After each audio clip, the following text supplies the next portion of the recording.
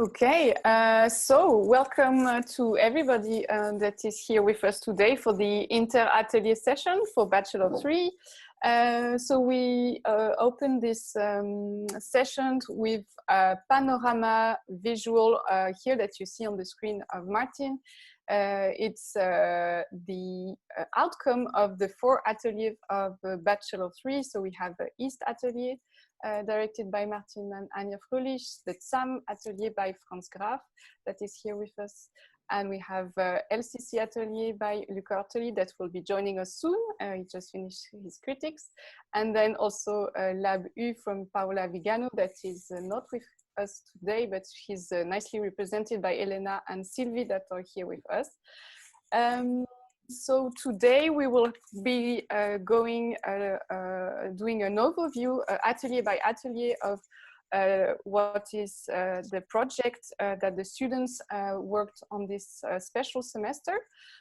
Also talking a bit about what were the representation challenges that gave us this digital distance situation. Yeah, at the end of this presentation, so 10 minutes by atelier, quite short format, we will have a general discussion all together about what was presented. Please don't hesitate to ask your questions by on the chat on the side, starting now, and whenever you see something that you might find interesting to share, it would be nice to collect the questions, and you can ask them at the end, or I can ask them for you if you prefer. Yeah, so now I will pass the word to Martin to welcome everybody, and East will be starting the presentation, and then we will go to ZAM Atelier, and then LCC, and then we'll finish by Lab U.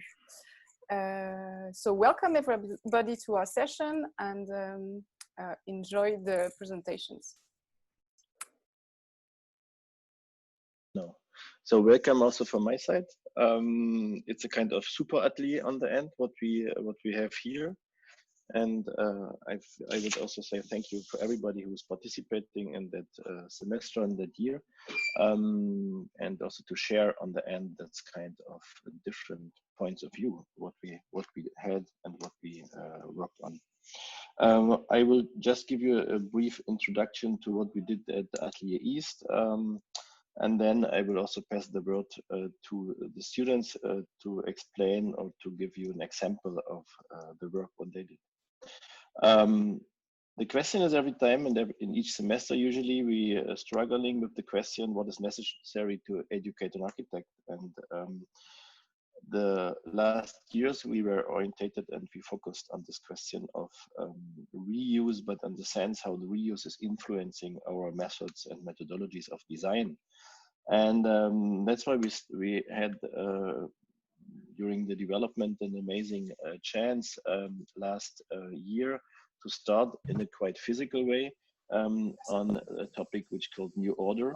And we went with all of our students to a building which is under dismantling or planned to dismantle. And we had really a chance to touch material and to track material. And this was finally the basics and the resource of our design. And even we had the chance to make the small exposition of the material at the EPFL campus, which everybody of us missed also in that semester, but that we can also include in our discussion how much we need really a university to be there, or if we can also be communicating by visual things. So that was the work what we start with real material. And that was also the part of how we entered in the design process. So the question what we ask for is, what happened if we start with a pure material viewpoint? And then when we have to create architecture of this material obsession, maybe we have to follow the order which the material is also given to us, or it's given to the structure. And then this order will also influence the form, and maybe it will also influence the site. So the students were not only tracking the material, they also were tracking the typology, they were tracking the clients, future clients for that, and then also future sites. So it was a little bit the kind of very unusual way to produce architecture, because it was a reverse way. and in the classical sense. And finally, the question and also the results, what we got in the last and this semester, they are discussable on this point of view, because how material can influence finally the architecture itself on the request of the client, on the request of the site. And it's a little bit a game in between, or let's say fight more or less also, who is on the top and who is the winner. And it's also a question of which attitude we want to take on this position. So the results are reflecting that, I think, quite in an interesting way. And they also, thanks to the students, they're participating finally in the 1 year experimental laboratory of this, because we tried to point out how this, let's say, way of to finding an own aesthetic of that things, to work with reused structures, how we can define a new way of architecture and also a new kind of quality of architecture. So that was a huge part, but also we found a lot of examples, a very good one in the second semester. But we traveled with the students 2 times around the world, one to the left side and then to the right side. So in the second semester, we did more or less the comparable exercise, but we were much more orientated in the classical way, how do we develop a project. We said the classical way to develop a project is usually a client is arriving with a site and the dream of a program, and also sometimes of a form. And then the architect comes and he has to invent finally, or he has to read in between the lines what the site gives us of responsibility, which kind of form, and we said the form generative idea, it was a quite strong way to discuss about that, how we can create on this sense architecture. And then, of course, if we are coming after this form generative idea to a classical order, which means the typology, which means the program, which means the hierarchy of things, then we also have to respond to the material on the end. So that's more the classical way as we know it. And then we were struggling with the results of the first semester and to integrate them also in the second. So that means what we found out in the first semester, we were quite strongly on strong structural thinking. In the second, we went also in the virtual excursion to Berlin, and we were concentrated more on a small scale element, which is also a kind of reusable material, what we found in the tram depot in Bern. These were bricks. And then we tried to integrate this in our design methods. So if you're using a small scaled reusable element, how this will create a kind of freedom for us to design different ways of architectural objects. And so, of course, the freedom, if the element is smaller as a big one, the variation also starts to be huger. And we get really a lot of amazing results and different ways to think about, to use that huge scale structure and the small scale structure. And on the end, it was really a kind of inventing of new, let's say, assemblers of material to connect them, and every time also with a critical viewpoint, if this combination of material can be also, again, of course, dismantled. And finally, we received a kind of catalog, a mind map of these different ways to design. And I'm happy that we have one group, they just present one of their projects as an example of all to us.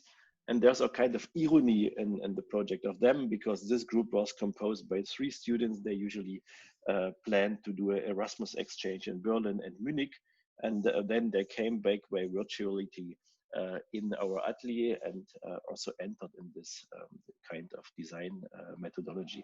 So I give the word to Luana that she can explain a little bit the project as an example of this way of designing for this semester, and also this kind of method as we worked and when we had to switch quite fast on the Miro board, like we worked much more on mind boards than we had in Focus before. And this is, I think, a very positive outcome that we also get trained in that.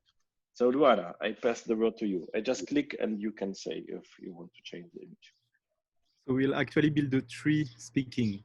Perfect. Because we thought it's easier.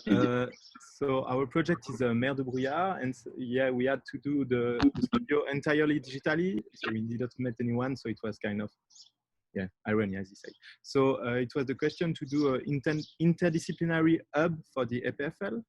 Yeah. And so yeah, it was the demand of the client, and our site was a plot on the northwest.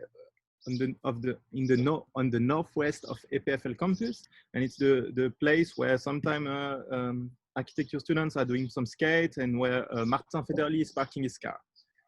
Watching at the side, we had this feeling that the platform that we are using to Martin Federli has no driving license. I'm sorry. Oh, really? Yes, yes. Oh. That's what we thought. Okay. It doesn't matter, eh? It's not fundamental. And you can say Martin Fröhlich put his car, okay. So that's also okay. Martin Fröhlich, yes, I confirm. Okay, so good. Yeah, it was this idea after watching at the site that the platform was very interesting, and it was a very strong point of the EPFL campus. Okay, so the form generative idea that guided the project is La Mer de Brouillard. So this foggy CID is for us an image of 3 layers of different densities with volumes that are piercing through this fog. And we were inspired by the work of Jana Friedman, Superstudio, and also Made-in to translate our form generative idea into architecture. And here is a formal visualization of our project related to this foggy sea idea. So regarding the architectonic order of our project, we meant it as an exploration of the metaphor of the foggy sea. So here we have a perspective section through one of the volumes and this inhabited platform that we created, which is elevated in order to keep the existing parking under it, and having a ramp on the left to have the cars on these 3 levels. So to start our journey in the plans, we could start it here with the view when you arrive from the metro. Then you continue and find yourself under this inhabited platform where you feel the space getting denser. So in plan, the ground floor is actually a field of columns in a cross shape that is allowing to keep the parking functionality and also allow a modularity for potential extensions if needed. So if we go up the ramp, we arrive on the 1st floor with a more regular space created by a grid of concrete frames. It's allowing multiple functions where a car can also park and students can build and exhibit the projects, because it's also actually connecting to the SG, the Place Nord, and the BP. And then we finally go up again and we end up on the top floor where we discover a completely free plan and the top part of the volumes. So this level is a large open space where students can build large scale projects, and also trucks can come and bring the building materials, which is actually missing at the moment at EPFL. And from this point, we finally discover the entire view as a metaphor of the view from the buildings above a foggy sea. So speaking about the material, we had this idea to use the bricks of the tram depot to create this field of column, and it was completed by this fog, which is the concrete grid that is coming in between of the building of the complex, but also in between of the 2 volumes made out of the steel structure of the tram depot. The point was also to use a concrete slab that is creating some space, but also bringing some lights under the fog. To finish, we wanted to wrap those volumes to bring some light inside and create a eaten space.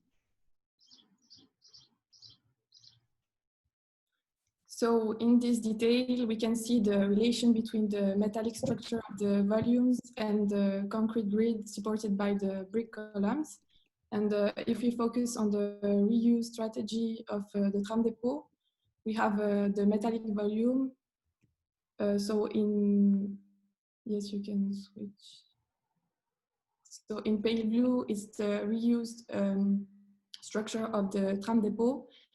And in the dark blue, we lifted up this reused structure with a new structure of metal. And the second, the other elements that we took from the tram depot are the bricks. So we have this modular column which is repeated on the ground floor, and we can extend it with additional bricks to easily adapt the needs of the space. So to finish this project, Fogissi is not just a platform, not just a workshop, not just parking, but it's everything, mixing all of this together, and it's creating new spaces for the EPFL campus. And it's also maybe a path to imagine a future for the EPFL campus, where we can imagine that the structure is growing a bit further and create new potentiality.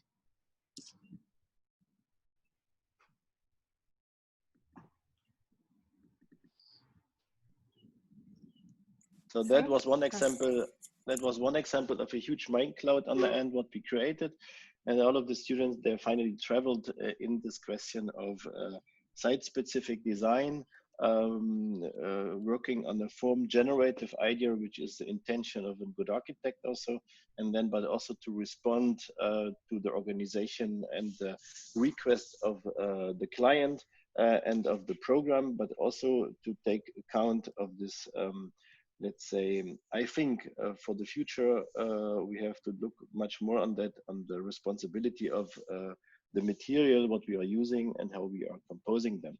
So it was a quite intense work, what they had to tackle, but I hope they also enjoyed that, and they also took experience out of this experiment to, let's say, also to open the full scale of architectural work, what we have to do in our profession. So I can give the word to Atelier Graph, we said, no, maybe. Luca, we changed a little bit the order because then we don't have to change the monitor, which is easier. Alors, merci Martine pour la présentation. On voit que vous avez très bien utilisé pendant tout le semestre cette plateforme Miro que nous on découvre puisqu'on a fait un peu différemment pendant le semestre, mais on a présenté ça et puis on va vous présenter un peu le déroulement de toute l'année avec Laura qui présentera un peu une image de tous les projets qui sont développés surtout sur la deuxième partie, enfin sur le deuxième semestre. Le TSAM, donc le laboratoire des techniques et sauvegarde de l'architecture moderne, développé par Franz Graf, avec mon collègue Yvan Delemontet aussi, depuis un certain temps à l'EPFL, travaille sur les bâtiments existants. Donc, le bâtiment existant, c'est une connaissance, on l'a vu avec la présentation avant, c'est une substance, c'est des matériaux. Dans notre atelier, on travaille beaucoup sur la découverte et la compréhension de l'existant. Cette année, on a travaillé sur un projet à Changin, tout près de Lyon.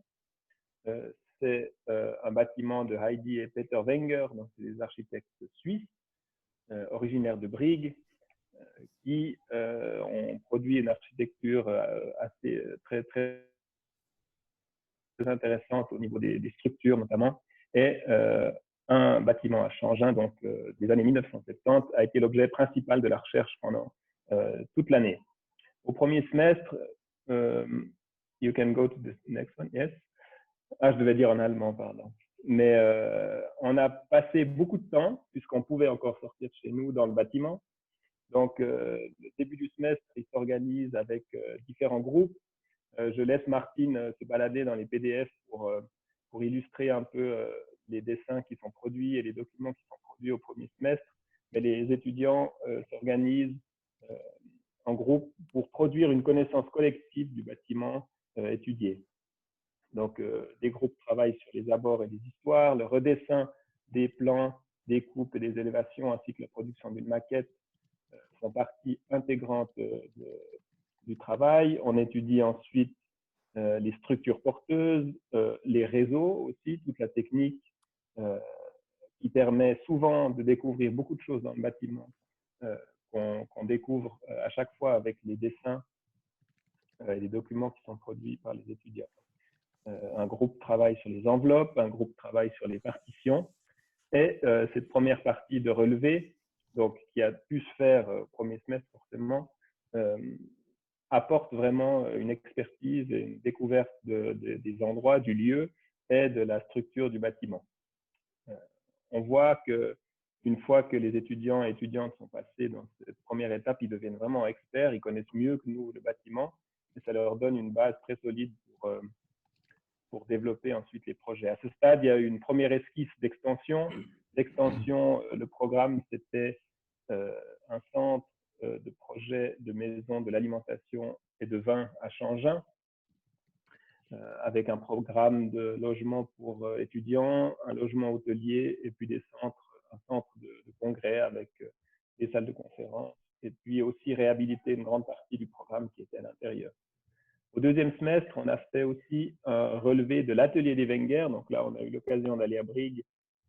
C'était juste avant, on a eu un bon timing, juste avant les problèmes du semestre. On a pu s'immerger vraiment dans l'atmosphère de travail des couples. On a aussi eu accès à certaines vidéos. On a pu aussi visiter une de leurs maisons de vacances qui était un de leurs projets. Donc, on entre vraiment pendant le semestre et pendant l'année dans l'univers des architectes qu'on observe et qu'on étudie et qu'on connaît petit à petit pendant l'année de mieux en mieux, et on crée une sorte de relation sympathique avec ces architectes qui produisent des architectures assez puissantes et qui ont été cette année justement extrêmement pédagogiques en termes de construction, en termes de planification, de projets, de méthode de représentation. Donc, voilà.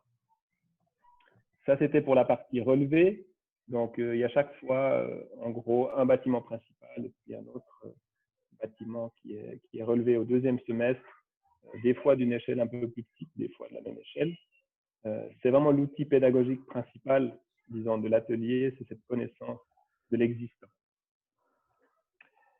Et puis, il y a toute la partie projet qui se développe au premier semestre et au deuxième semestre. Et puis là, je vais laisser la parole à Laura, qui va présenter un peu une sorte d'aperçu des interventions.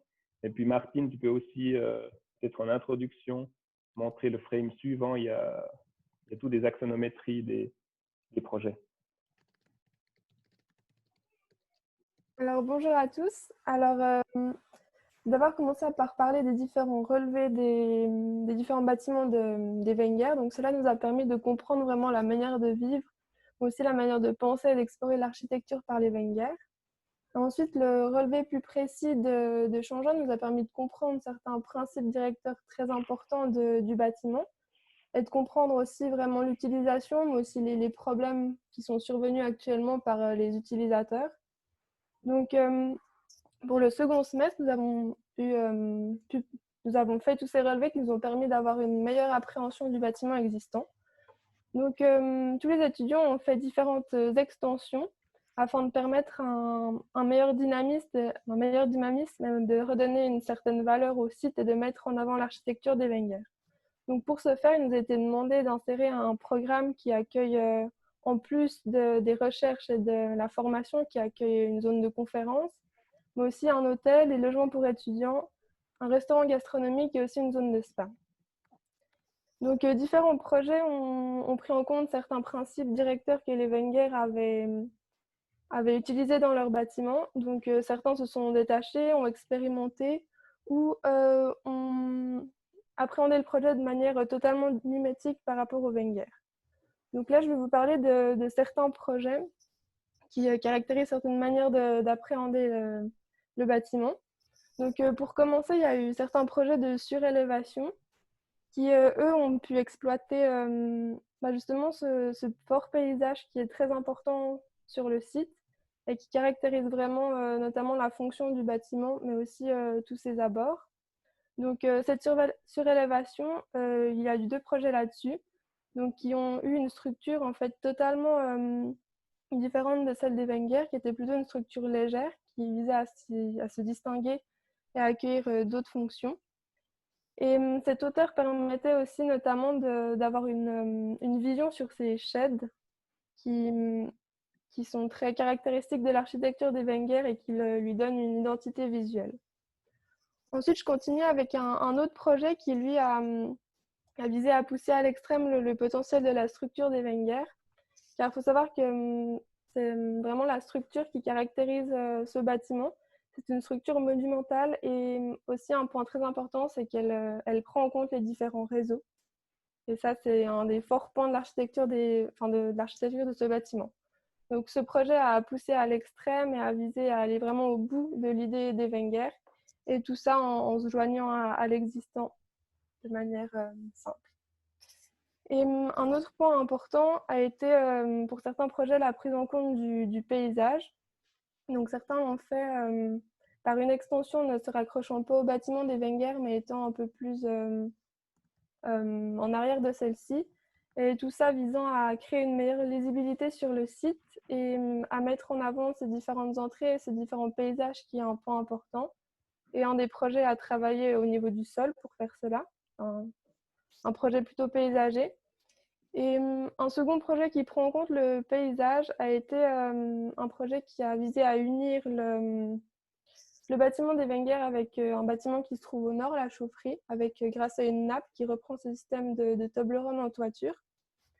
Et cela a permis en fait de prendre la structure des Wenger et d'y intégrer le paysage afin de créer une certaine ambiguïté entre intérieur et extérieur.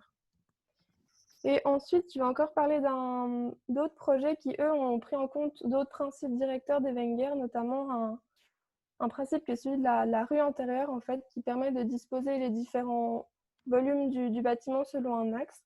Et certains projets l'ont pris, l'ont exploité, ont prolongé afin d'y placer leur extension.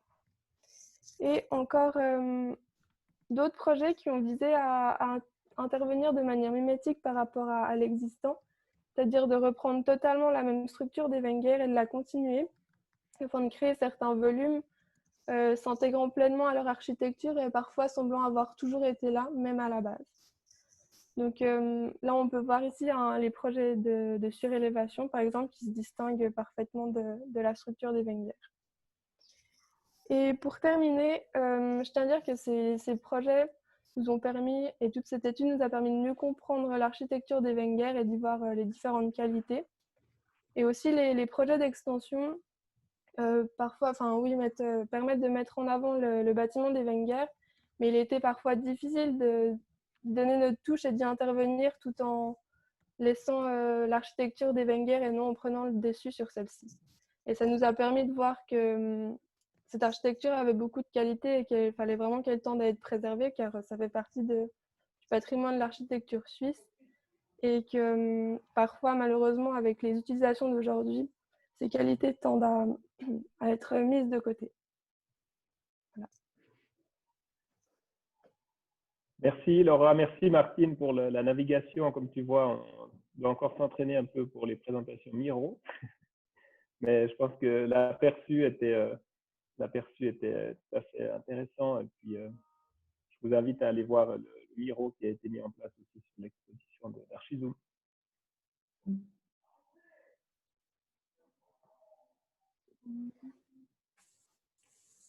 Okay, thank you for your presentation, Theo. And now we can share the monitor with who's doing that, Cedric, or who's? Okay. You can see everything. Yeah? Yes. Donc à propos de l'atelier Ortelli, nous on a gardé donc le même site qui a simplement évolué par rapport au premier semestre, donc le long du canal latéral à la Garonne, dans le sud de la France. Donc l'enjeu, c'était aussi de proposer une alternative au pavillonnaire qui se répand beaucoup dans cette région et dans de nombreuses campagnes rurales, donc en faisant des quartiers d'habitation et de logements collectifs. Puisqu'on observe en fait que si on regarde un peu les courbes démographiques de la région, la population ne cesse de croître légèrement. Donc, ce qui avait été réalisé au premier semestre, c'est qu'on avait réparti ce canal en tranches de territoire, qu'on avait attribué à chaque fois à des groupes de 3 étudiants, où chaque étudiant, du coup, chaque groupe devait proposer son quartier. Donc là, on a cette grande frise, en fait, où on voit l'ensemble des projets de chaque groupe. Et en dessous, du coup, les solutions apportées qui donc ont été réalisées selon trois échelles. Donc tout d'abord, l'implantation, les plans masses que les étudiants peut-être présenteront plus précisément tout à l'heure.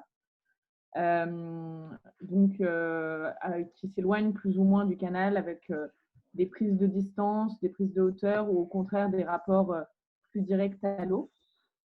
Ensuite, on a choisi de leur proposer de réaliser 3 équipements par quartier. Donc, c'est tantôt des ponts, des tours d'observation, des châteaux d'eau, etc. Et enfin, le dernier aspect, disons, de l'atelier, donc c'était les typologies de logement, où le but, c'était vraiment d'imaginer des plans d'appartements typiquement ruraux, qui ne soient pas une sorte de reprise, de modèle qu'on pourrait trouver en ville, très urbain, et donc de proposer un logement campagnard pour le XXIe siècle. Donc, les solutions apportées sont très différentes. Et l'enjeu qui s'est posé aussi ce semestre, c'était l'absence de maquette. On n'avait pas de maquette. Et donc, comment représenter aussi toute la recherche autour du logement. Et donc, on a décidé de mettre en place des axonométries constructives, donc en 3D, pour montrer différents aspects de la construction. Les images mettent un peu de temps à se mettre au point. Pour en quelque sorte reprendre, disons, des principes de maquette, mais en donnant peut-être plus d'informations sur le contexte, ce qui se trouve autour de toutes ces solutions proposées. Voilà. Donc peut-être que je laisse la parole aux étudiants qui nous ont déjà bien entendu. Le groupe de Carolina, Lucie Grégoire, qui sont là normalement.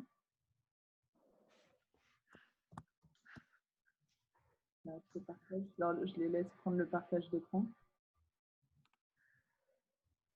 On a eu ce projet-là qui s'est inscrit dans la forêt pour produire une sorte de grand parc au milieu de la forêt en bordure de canal avec 2 barres perpendiculaires à l'eau. Et ensuite, si on rentre peut-être dans le détail du projet, on voit que les 3 infrastructures proposées permettent vraiment la vie collective dans ce quartier, donc à savoir un pont qui permet d'accéder au quartier par un parking. Ensuite, on a également un pavillon que l'on voit ici de ce côté, qui est une sorte de grande cuisine extérieure pour tous les habitants et une plateforme d'observation ornithologique. Donc, il y a pas mal de questions qui se sont posées, par exemple, lors des critiques sur la nature de cet espace central, de l'indétermination programmatique ou pas que doivent proposer les architectes. Est-ce qu'on peut encore dessiner des grandes pelouses sans programme et laisser les habitants s'approprier un espace, ou est-ce qu'au contraire, il faut clairement définir les fonctions des espaces proposés? Et après, dans les logements, les typologies étaient assez variées. Donc, on avait des clusters, des bâtiments empilés, peut-être avec des grands séjours traversants, où l'enjeu était peut-être aussi de réfléchir un peu à des notions d'usage ou au cours de l'année, avec des pièces d'hiver, des pièces d'été, des coursives partagées, appropriables par les habitants. Et voilà. On peut rentrer dans les détails.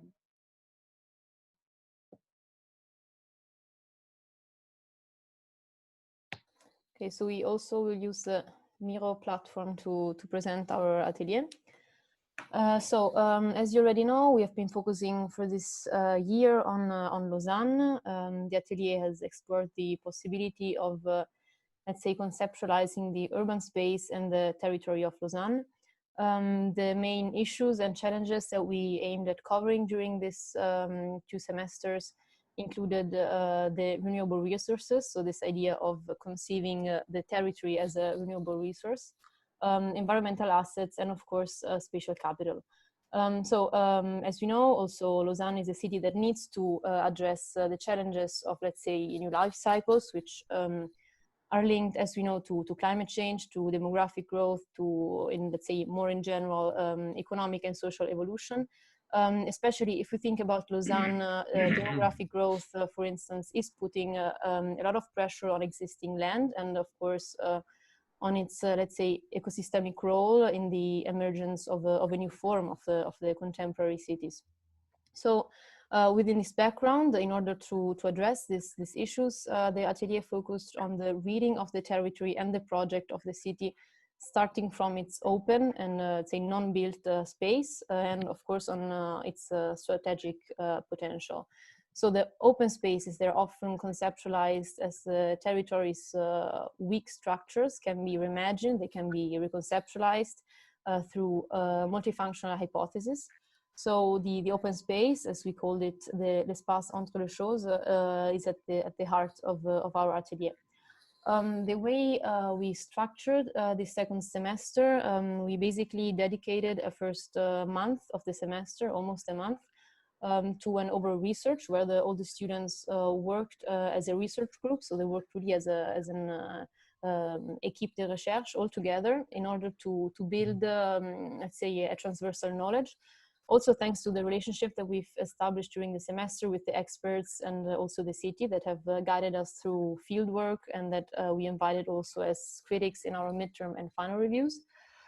So for instance, the students produced this lecture du territoire, what we call the palimpsest, a series of cartographies.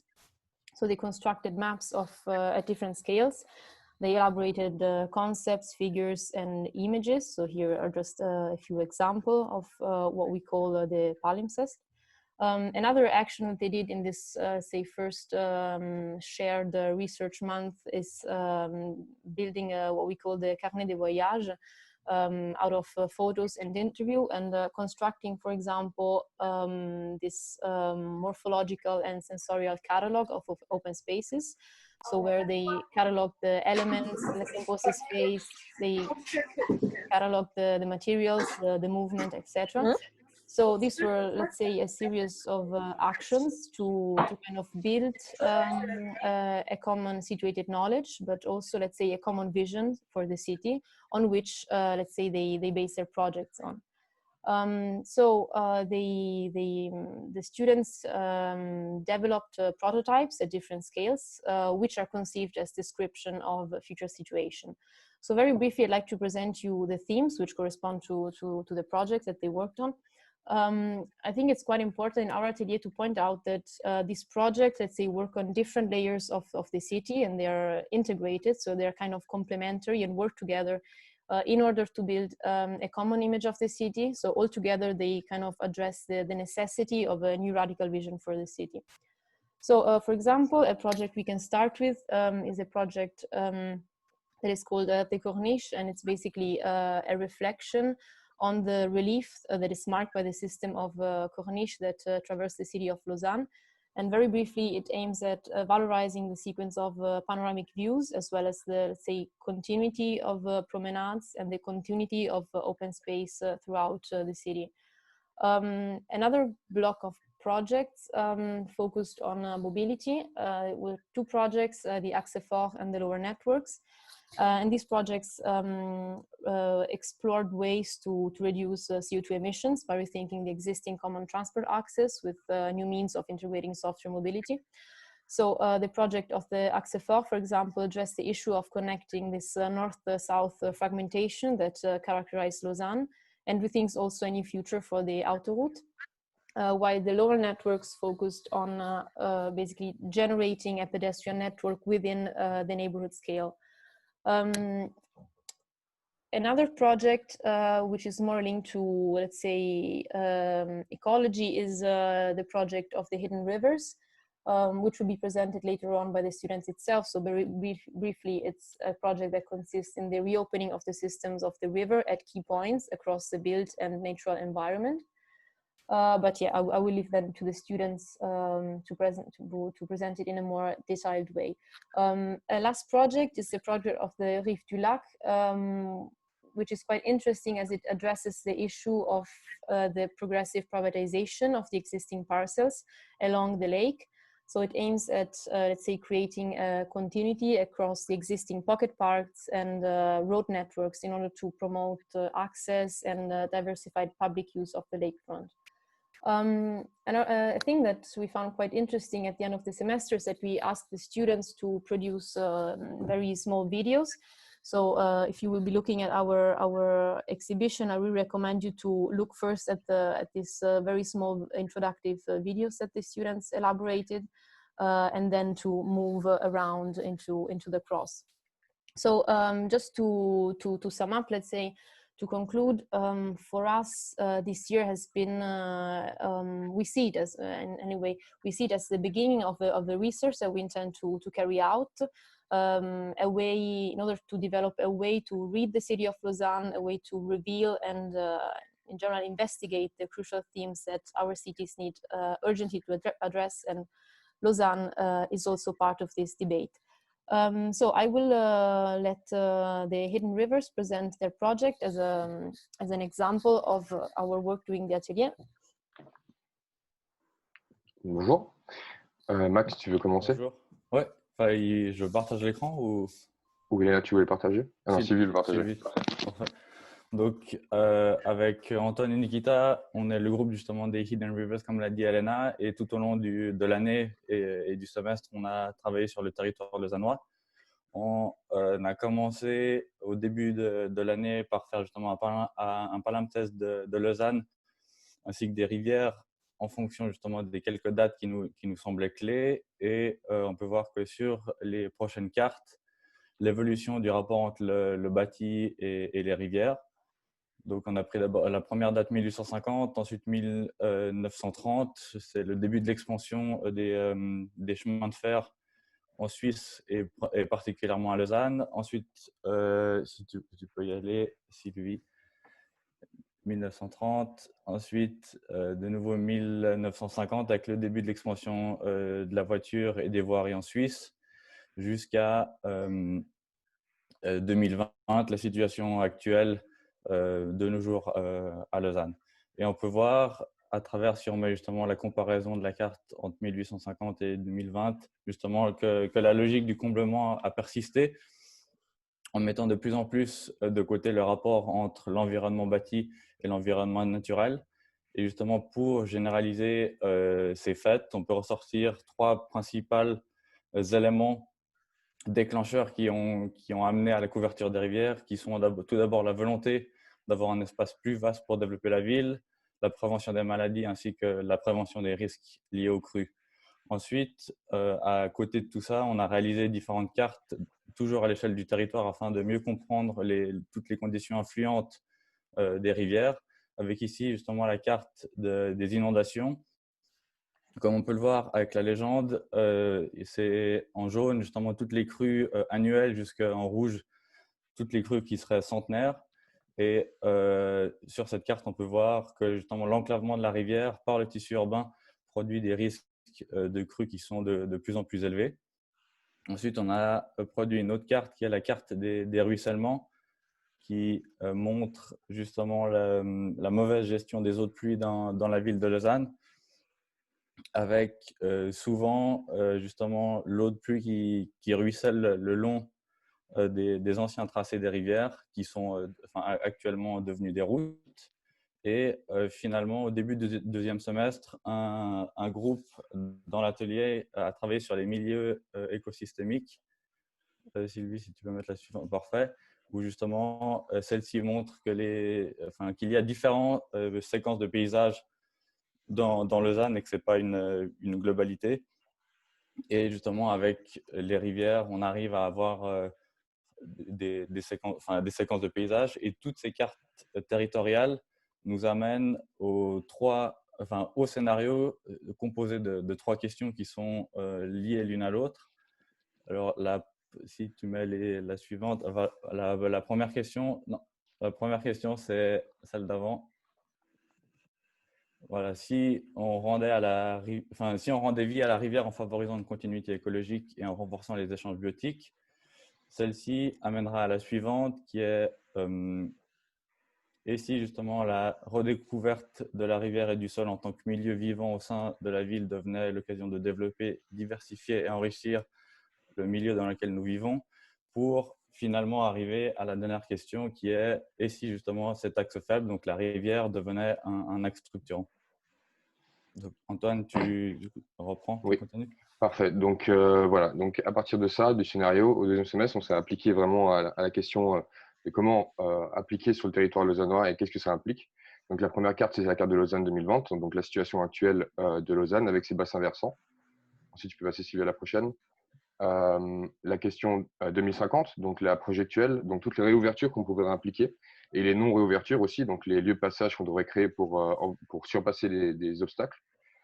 Tu peux passer sur la prochaine. Et tout ceci, en fait, impliquerait actuellement, donc, Sylvie, tu peux passer. Voilà, parfait. Donc, on est à la situation actuelle justement des rivières. Et si tu mets la prochaine, on peut voir donc, ce qu'on projette dans la ville de Lausanne. Donc, pour 2050, les différentes continuités, non, celle d'avant, la continuité écologique qu'on veut créer. Sylvie. Ah, parfait. La continuité écologique qu'on aimerait créer dans la ville. Donc, on peut voir qu'après, donc, tout ceci nous permettrait de créer un nouveau continuum urbain, donc, qui permettrait de connecter différentes places, mais aussi de créer des réservoirs biotypiques. Et à partir de ça, on a décidé de prendre une rivière qui nous paraissait la plus intéressante, c'était la Sorge. Tu peux passer à la prochaine. Elle nous paraissait la plus intéressante parce que c'est actuellement une rivière qui traverse des milieux différents, qui a des paysages différents, mais qui a traversé beaucoup d'obstacles, comme la voie ferrée ou l'autoroute. Et donc, à partir de ça, on a projeté les rivières qu'on peut voir maintenant donc, sur cette carte et qui nous permettrait donc, de venir mailler finalement ces différents milieux et ces différents réservoirs biotiques dans la ville. Donc, à partir de là, on a choisi un site qui nous paraissait le plus intéressant, c'était l'EPFL. Je vais passer pour la prochaine. Donc, ça, c'est la situation actuelle de l'EPFL. Donc, on peut voir la rivière qui est enclavée finalement par le métro, mais aussi par ces parcelles de terrain qui n'est pas utilisées. Et du coup, on a dû intégrer le futur campus de l'EPFL Unil, qu'on peut voir le gros bâtiment au nord, et les différents canons finalement qu'on voulait intégrer. Donc, c'est une question de percolation, c'est une question de réservoir biotype, mais aussi de rendre l'espace plus intéressant pour la mobilité de tous. Donc, je vais passer sur la prochaine. On peut voir justement l'avant-après. Suffit. Prochaine, s'il te plaît. Ouais. Donc voilà l'avant-après. À partir de ça, on a créé des coupes pour illustrer justement nos propos. Donc tu peux passer sur la prochaine, qui illustre justement la question de potentiel de percolation, mais aussi de potentiel de différents milieux qu'on pourrait interagir et l'interaction qu'ils ont entre eux. Donc si tu passes sur la prochaine, on a fait des coupes pour illustrer la question purement architecturale finalement entre les façades. Next. Du coup, on peut voir sur la coupe l'interaction qu'on permet de créer avec finalement la rivière qui devient le point central de toute l'interaction du quartier de PFL, mais aussi toute une question écosystémique qui permettrait de relier les différents milieux. Et après, on a créé différentes vues pour un peu illustrer nos propos. Tu peux passer sur la prochaine. Donc, voici un peu le futur campus EPFL Unil avec les trois différentes vues qu'on a voulu créer, qui illustrent les différents propos. Et on peut bien imaginer justement la percolation qu'on voudrait permettre de créer et les différents paysages qu'on voudrait créer. Donc voilà, merci pour votre attention. Great, thanks for all the presentations. Interesting to have this overview of all works done by the students during this special semester. To start this discussion, discussed also with the assistants of the labs and the professor, we all know that in a few days we had to really switch from traditional tools like spontaneous and intuitive sketch in the atelier on the board on the plans of the students, and the models become quite obsolete, so we didn't have materials to touch and to design the project. So we all adapted, and we see it's a nice result in the end, really quickly. And we had to adapt also the rules of how we represent the projects to serve architectural representation, space.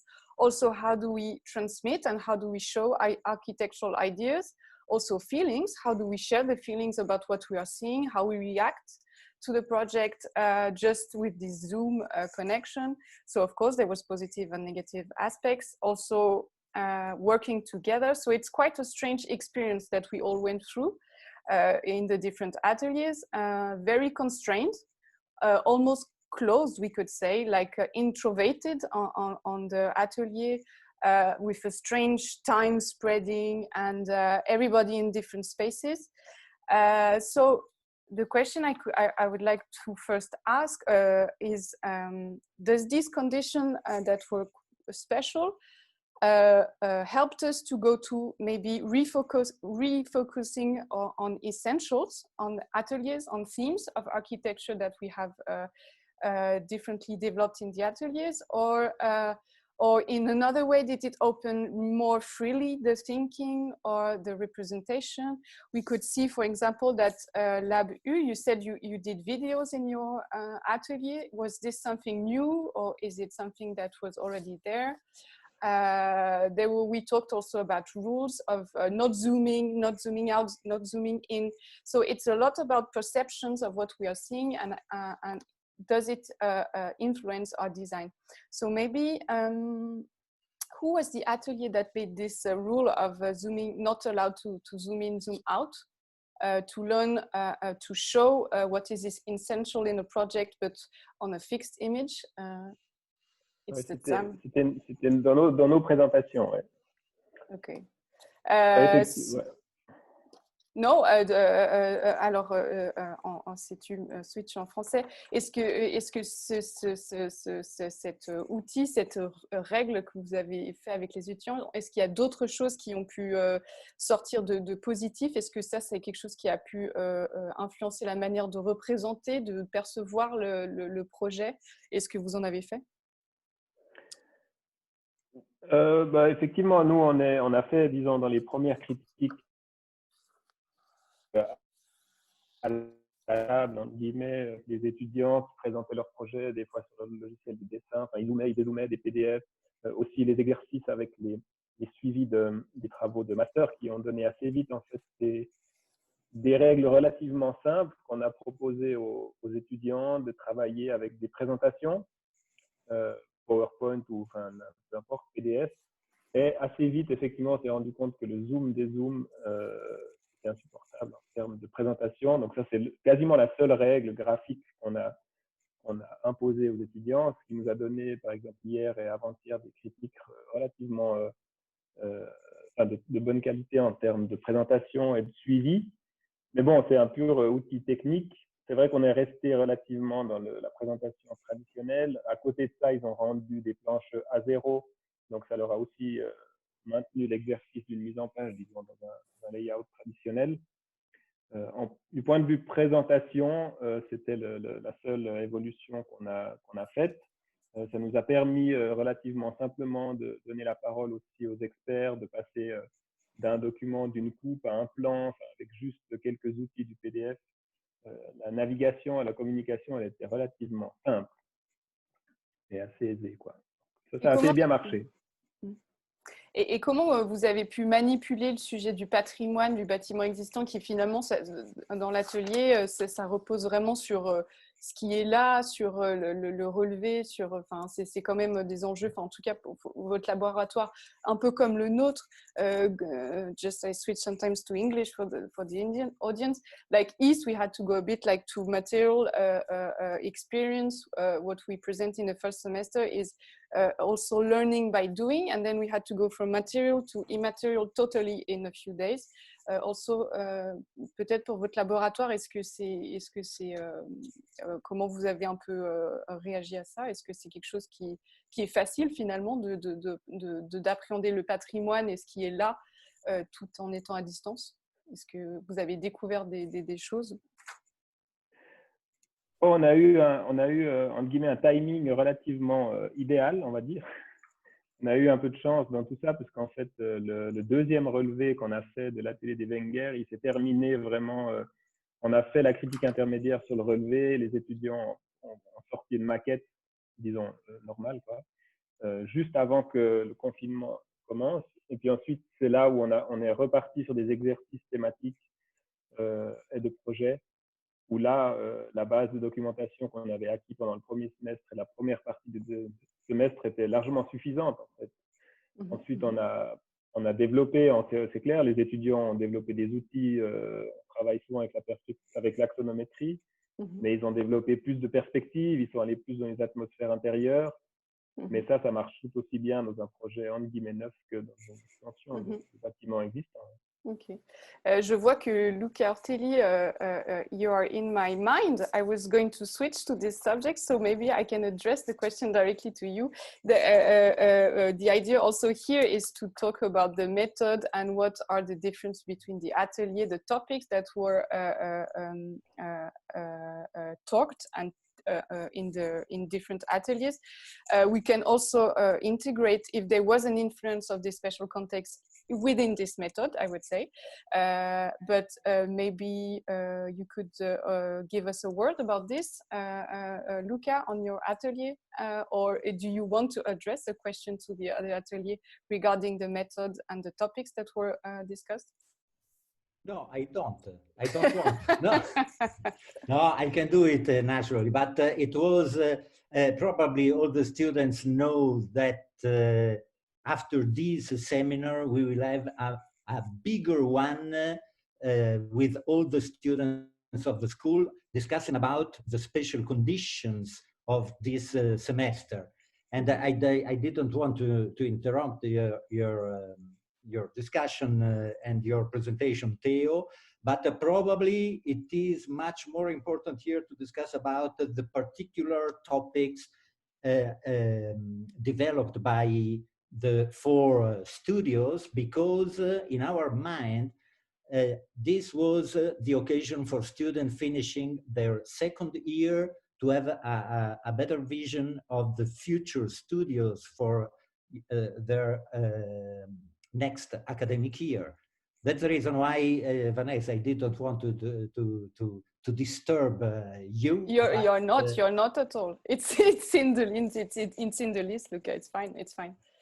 No, I don't know. In relationship to the discussion we had at the beginning of the semester, at this occasion, I underlined the fact that among the 4 studios, 2 of them were very realistic, and the other 2 much more, let's say, abstract, but in a good sense. And finally, it was funny because I had the feeling at this occasion that the studios that I considered more realistic were a little bit upset with this definition. So I would like maybe to go deeper in this distorted vision. I don't know. And I have to say that looking at the presentation of the 4 studios today, I'm really impressed by the strength and the quality of the project presented by the 3 students of the Vigano studio. One possible theme for our discussion is about the fact where are the limits of an architectural studio in 3rd year. And I don't want to be provocative, but I mean, I was really surprised because the quality of the work that the 3 students have done is really remarkable. But the very architectural topics are just illustrated by 3 perspectives with no special qualities, let's say. I have nothing against the freehand sketches, but so I don't know. I asked the question, Paula is not here with us, I think. No, she's represented by Elena and Sylvie. She's represented. Elena, Sylvie, and the 3 students. This could be, in my opinion, a good discussion point. Are we dealing with different visions of architecture? But when we think that at the 3rd year, students of the Graph studio worked on an existing building, and Vigano studio deals with a territorial dimension, I have nothing against, but I'm just curious to know what is our common feeling about this huge variation of scale, of themes, of topics. At the end of the discussion, at the beginning of the semester, we agreed on the fact that this variety is a richness. And I wonder whether or not we all agree, but not only the teachers, also the students. Mm-hmm.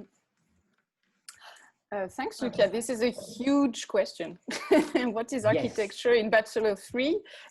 All scales, all topic, it's fascinating.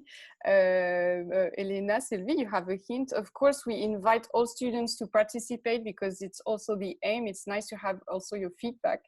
If you're not, if you want to ask also in the chat the question, don't hesitate.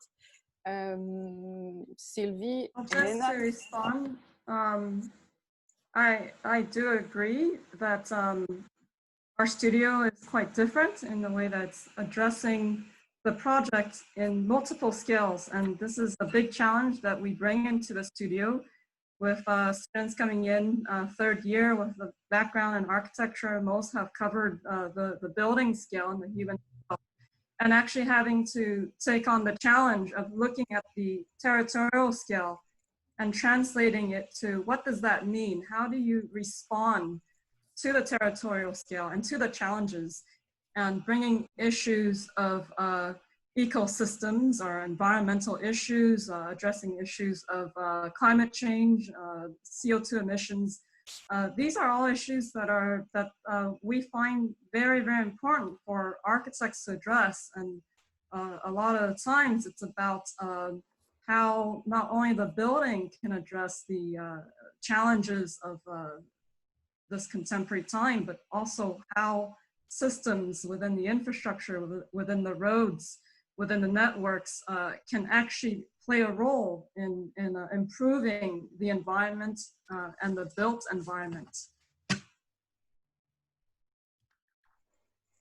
I would also enter in this question, Luca, because you asked something, how many load you can put on a donkey when you travel and he will fall down, or how many knowledge you can put on the brain, still you get the burnout. Now that's a little bit the question you ask for. And yes, maybe. But Sylvie, I agree with you. It is clear. But you see, one possible question is about the role of bachelor and master in our school. At a certain point, we had imagined that the bachelor is the general formation about architecture, basic knowledge.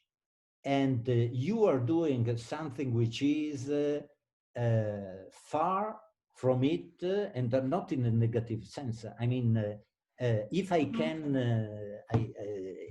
repeat my impression, the analysis and the capacity of showing the potential of Eden River was tremendous, in my opinion.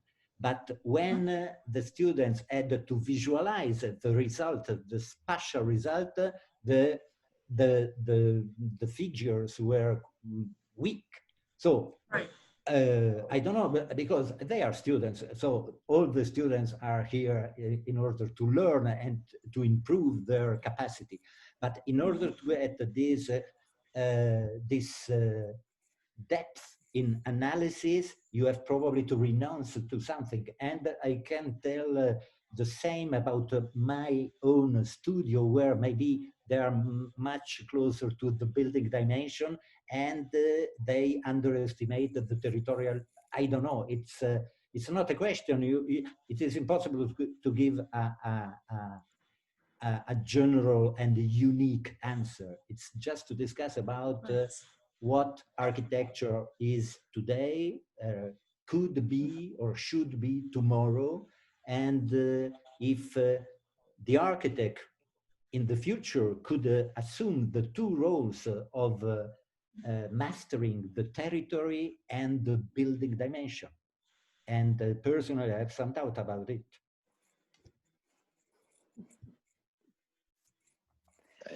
I still want to enter. Look, I think there are two ways of teaching also in the bachelor. So there's this basic, what you said, and that would be a question also to the students, how they feel about that.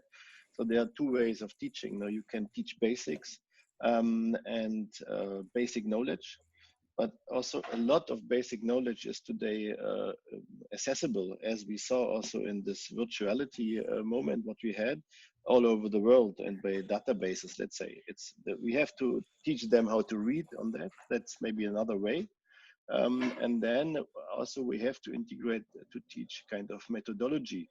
I think it's much more important to teach a methodology, a way of thinking to an architect, instead of to teach him 5 semesters to do the perfect ground plan of a flat, because maybe we don't need a flat in some years. So that's a provocation a little bit also, that maybe we need total different ways of live together. And so it's more the critical eye what we have also to teach. And I think this has to be also integrated in the bachelor level. Martin, you're right, but I'm talking about a decision which has been taken by the school to consider that bachelor is basic knowledge. And I see that today we are far from respecting literally this mandate. And on the other hand, yes, I agree with you, but you know better than me that touching a building, touching the real building questions is completely different from tackling a territory. And I don't want to say that our way, because you are working in a way which is closer to mine than Paula Vigano's and France as well. And I don't want to say that we are better than the Vigano studio, but it's just to discuss about a crucial theme which could eventually interest our students. One challenge that we tried in the eStudio, and it was an experiment. We had 4 chapters, like site, form generative idea, architects in order, and then material. Of course, like you said, you can't enter all the subjects with the same intensity. You can't cover everything. I mean, you need to make choices. This was quite a hard exercise, the students to go back and forth. What is an architectural idea? Can you develop this idea starting from the site, going then to the plan, and how does it take form in a detail, in a facade detail? And this was kind of a hard exercise. I think Thiago wanted to launch a question. If you're here, Thiago, to give the ball to the students about the studio. Yeah, thank you.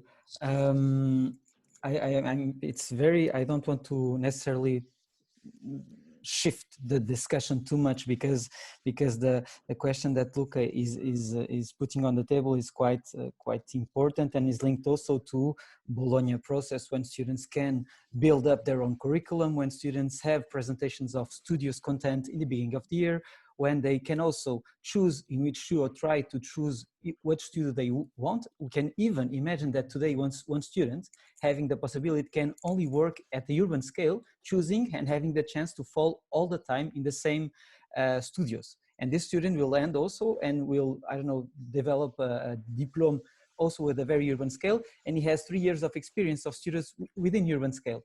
So the question is also, does the school allows this, or should avoid also this? Because today it's also a possibility. I think all the studios have this more urban. I just want to shift a little bit because I like to not to have this only between teachers and assistants. Not that I don't like to speak with you, but I would like also to get a feedback from students. I'm really interested in one thing that was talked on the year 2 forum this morning, that was about the importance or the presence of the studio space as a community. So this means what? This means that they touch a little bit the subject, but they not dig that, the importance that the studio space has for the student in a community level. And my question is, if someone from the audience would like to take this, this absence d'espace d'atelier, does it foster new possibilities, or did you felt that diminished your field of actions? So it was new ways or worse ways? We have a group of 3.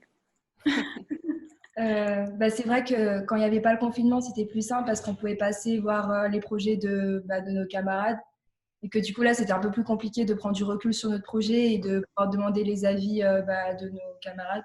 Du coup, je pense que ça, c'était un peu plus compliqué avec le confinement. C'est vrai qu'après, il y avait Miro, donc le fait qu'on puisse voir un peu ce que font les autres grâce à Miro et cette plateforme, c'était bien dans un sens et moins dans un autre parce que du coup, on voyait ce qu'ils faisaient sans vraiment communiquer là-dessus.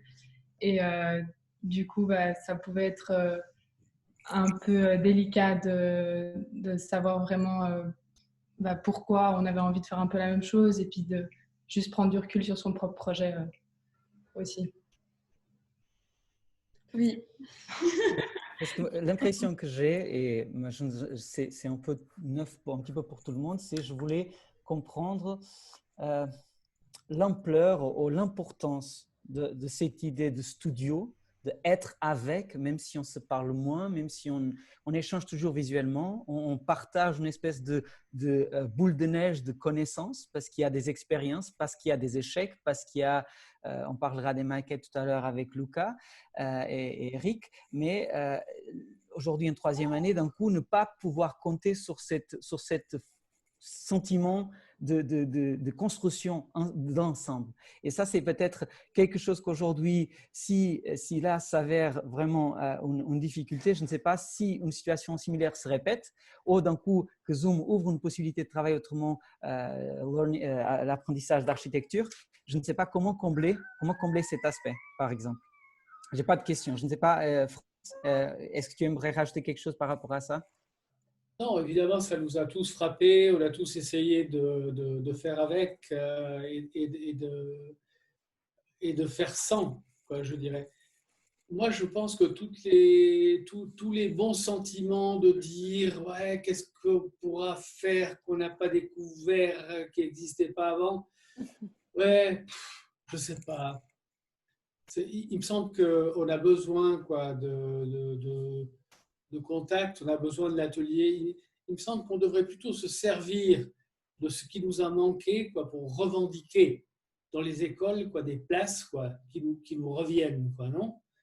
Et pas se les faire diminuer comme c'est ce qui va arriver petit à petit. Quoi. Je me fais comprendre. Quoi. Il faudrait que dans ce qui se passe dans le futur, on soit capable de se saisir de cette situation pour dire notre enseignement a besoin de cette spécificité et ça marche et on en a besoin au niveau pédagogique. Quoi. Et ça, ce sera assez important. Quoi. Il y a sûrement des bons. Oui. Tu as parfaitement raison. Hein? Il faut communiquer clairement entre nous et aux étudiants également qu'on n'est pas du tout disposé à subir des décisions parce que j'ai déjà entendu des intelligences suprêmes, surtout en Italie, dire « Ah, mais comme ça, on peut économiser sur la location des locaux, sur les coûts des constructions, des choses comme ça. » Donc, refuser, chères étudiantes et chers étudiants, de subir des décisions qui seraient induites par une situation. Bien sûr, là, on ne pouvait pas faire différemment. Et je trouve que, pour finir, étudiants et enseignants, nous avons bien réagi. Mais faire de cette occasion un engagement pour le futur serait suicidaire. Ça, c'est une question politique très claire. Je me permets juste de rajouter à ce que le professeur Franz Graf vient de dire, que ce n'est pas seulement pour l'architecture. L'école, toutes sortes d'écoles, de l'école primaire jusqu'à l'université, est avant tout être ensemble. Et j'invite aussi les étudiants à refuser d'utiliser l'expression criminelle « smart working » parce que ça fait penser que nous, on est intelligents et les autres sont bêtes. Nous sommes des privilégiés parce que nous avons eu la possibilité de continuer notre travail à distance. Donc, utilisons cette expression qui est plus correcte, travail à distance, et pas smart working. Nous, on est des privilégiés. On a pu faire face à la pandémie sans perdre énormément de choses. Je veux dire, On a renoncé à faire des maquettes, on a renoncé à faire des visites. OK, ce n'est pas dramatique. Mais le travail à distance existe, il est utile, il ne faut pas le nier, mais il faut affirmer avec dureté, si nécessaire, que l'école est partager des expériences physiquement jour après jour. Peut-être si je peux intervenir, parce que j'avais aussi une question pour les étudiants, c'est que j'ai l'impression, et ça peut être aussi un risque, c'est que j'ai l'impression que le travail, la production, elle a été en quelque sorte plus efficace en termes purement de temps de travail. Et j'aimerais savoir si les étudiants ont plus travaillé ou moins travaillé, forcément de façon un peu différente, mais j'ai l'impression que quand on est aussi chez soi, on peut un peu se cacher, à faire un peu moins de choses, un tout petit peu moins de travail, on est un peu plus efficace. Je pense que le résultat des ateliers montre que la qualité, elle était quand même au rendez-vous.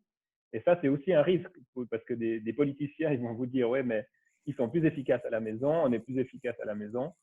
Pourquoi est-ce qu'on va aller perdre du temps à passer des bons moments ensemble, mais effectivement, où on perd un peu de temps à boire des cafés. Hey, Théo, tu as raison. Quand tu dis les politiciens, et donc je suis 100% d'accord avec toi, en soulignant le fait que la question est politique. Oui. Et ce n'est pas individuel. Non. Mais est-ce que les étudiants ont un peu moins travaillé? Ouais, moi, j'ai un avis par rapport à ça. Alors oui, effectivement, on gagne du temps dans les transports, dans les déplacements, on est directement chez nous pour pouvoir travailler. Mais par rapport à la communication au sein des groupes, quand on travaille avec d'autres personnes, le fait de travailler à distance, ça rend la chose vraiment beaucoup plus difficile. C'est vrai que réfléchir sur des croquis à plusieurs par Zoom, on n'est pas précis, on arrive moins bien à s'expliquer entre nous, à mettre les choses au clair. Et ça pose quand même une barrière et finalement nous fait perdre, je trouve, beaucoup de temps. Bon, j'ai été déconnecté là. Mais c'est vrai qu'il faudrait retourner positivement cette situation. C'est-à-dire que oui, on a eu des limites. Je pense qu'on les a surmontées. On les a tous très bien surmontées, quoi. Les étudiants, les enseignants. Enfin, on est arrivé à faire ce que l'on nous demandait de faire et on l'a fait. Mais il faudrait effectivement se saisir de cette occasion pour comprendre quelles sont les spécificités de l'enseignement en architecture, quoi, et les revendiquer, quoi. Hein, c'est ça, quoi, qu'il faudrait faire, quoi. Toute la question de la diffusion nous va très bien. Nous, on a fait des conférences, on a atteint un monde absolument incroyable, c'est parfait. Il y a plein de choses qui sont positives, mais l'un ne remplace pas l'autre, quoi. C'est tout. Je veux dire, il faut que l'on montre aussi que dans notre métier, le passage par la maquette, vous allez en parler, le passage par le contact, le passage par plein de choses comme ça, le passage par la visualisation, la compréhension des bâtiments quand on les visite sont fondamentaux, c'est tout, quoi. Et le plaisir de travailler ensemble. Franz, que les conférences marchent très bien. C'est vrai. Nous aussi, on a fait un séminaire. Le laboratoire a économisé tous les frais de transport et d'hôtel et ça marchait très bien. C'est vrai. But was it a way to get more knowledge, to increase the methodology, to enrich the tools that you already had in the atelier? Because in one moment you get access to a lot of architects or specialists that are usually harder to bring to EPFL. So also this could help methodology and knowledge transfer in the atelier. You are right. It's not the one or the other. You must use both. And we must learn to have the both things. No, it's a real. We have reached without a lot of knowledge a quantity of methods to bring people. No, and it has worked. So that kind of things we must keep it. But I want to take this, Franz, what you said, and also to Matthias, what he mentioned. That of course first we had to learn to find new ways of communication, but this is what we have to do with every client. With every client we have to find new ways of communication because every client is different. So that is something what architects have to invent. But what I found interesting on the beginning, what Luca tackled a little bit, to launch this question to the students, and this was also a good moment for this. If they want to have a kind of teacher who teaches them knowledge or who teaches them methodology. So the students, they want to have a recommendation which books they have to read, or they want to learn how you have to read the book. Both. Hello, students. Don't be shy. You can talk. That means we can do everything with them. Yes. Yeah, we have shy students. Yes. Indeed. Don't forget, we are in Switzerland. Yes, it's true. It's true. That's not right. I cannot accept this. That's not a good quotation, I think. It has nothing to do with Switzerland. Well, maybe the question was not precise enough. So put every time the things on our shoulder. Martin, there is an academic culture in Switzerland which is not so open to the public debate. True. It's not a joke. It's not, but it's not public. We are private. We are 100 persons sitting in a small environment together. My screen is just, I don't know, 15 inches. So it's very private. No, but if you know a little bit the university cultures over Europe and in USA, you can say that Swiss students are not so open to debate.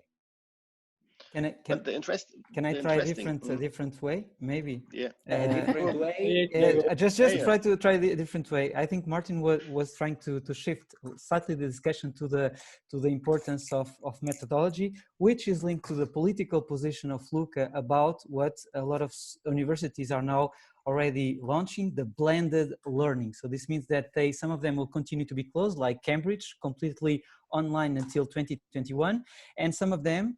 On the UK, especially, also because of the situation, they are now starting the blended learning. So this in-between situation, or maybe you're going 2 days to school, the other 3 days at home, professor is not traveling, good for the environment, etc. So this will serve a lot of parallel wars, of course, we know that. But the question of Martin about methodology, I'm really interested, and especially because we did not choose to be in this situation, and this changes completely. No one chose this situation. We were placed in this situation, facing the facts to solve. And so, for example, at East Studio, and this I share a very familiar situation, is that we tried to do the best that we could to take the best of the situation and to change a little bit this cultural thing between students trying to find a good question. Laurine, Karen, Sylviane, je compte sur vous. Une petite question. Est-ce que nous, à East, on a essayé de travailler la question de l'image et le déploiement de l'image à travers d'une espèce de réseautage de diagrammes. Et je pense que la situation nous a obligés à affiner ces types d'approches et ces types de développement du processus de travail, du dessin, de l'architecture, de l'idée architecturale.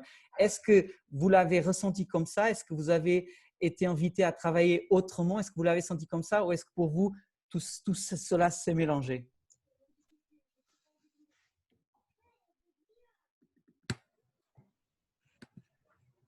I would like to elaborate on that question a little bit more, because in our atelier, we're actually very used to building physical models, and this confinement has really limited our ability to learn through model making.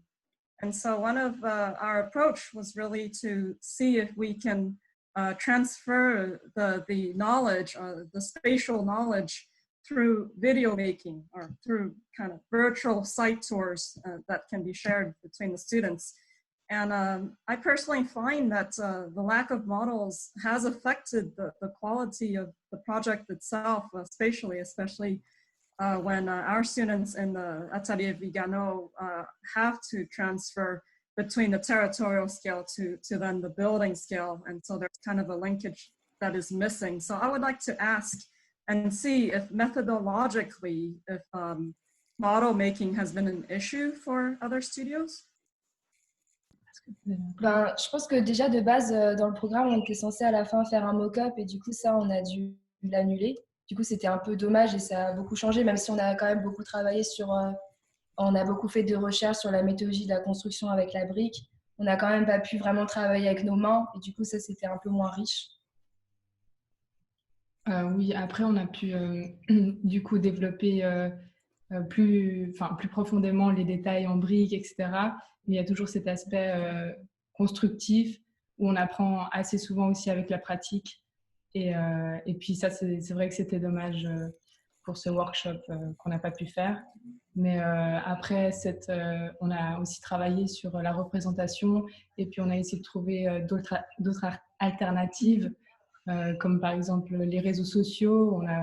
On a essayé aussi de travailler un tout petit peu avec les images, les couleurs, enfin vraiment d'autres alternatives qui nous ont poussé un tout petit peu plus dans la réflexion et peut-être qui ont substitué en quelque sorte un tout petit peu ce côté pratique qu'on n'a pas pu toucher.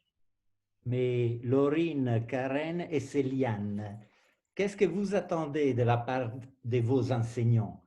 Des notions ou des méthodes? Bah, je pense les deux. Belle réponse. Non, mais ça n'aide normal, pas hein. le développement de la discussion.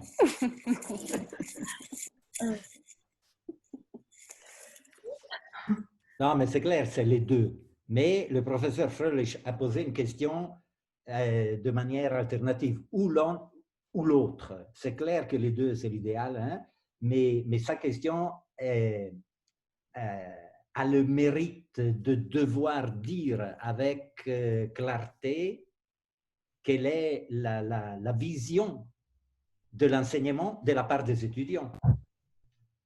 Dans ce cas-là, je pense pour le projet, enfin, même s'il y aurait besoin des deux, ce serait plus de la pratique parce que c'est vrai qu'on a quand même des cours théoriques qui complètent le projet. Et donc? Plus de pratique peut-être, mais forcément les deux, il n'y en a pas. Non, mais l'alternative, c'était méthode ou notion. Oui. C'est pas pratique ou théorie. Oui, non, non. Notion. Donc, je vous transmets mes connaissances sur les briques ou méthode. C'est mieux la notion. Vous dites notion. Oui,